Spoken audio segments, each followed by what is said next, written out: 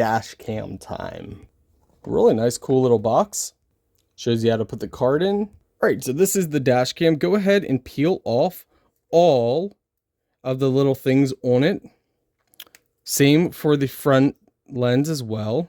There's going to be this little plastic on there. You want to get that off. Once off, we can see. Now you can adjust these cameras. So if you wanted all three facing forward, you could easily do that. So then they're all three facing forward. You got the forward camera. You can also adjust this. So this tilts once you put this on your windshield or dashboard.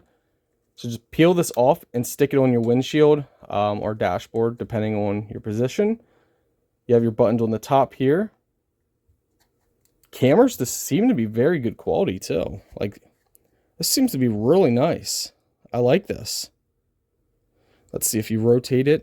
So if you flip it, okay, that's cool. So it flips automatically too. That's awesome.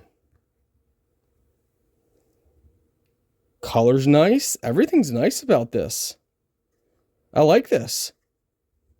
I like that you can like adjust this. So if you want one for the passenger, one for the driver, you can, and then you have the one facing out. Like, this is amazing. Very nice. Now, we're just going to film it with the one video and show you guys that. But overall, love this.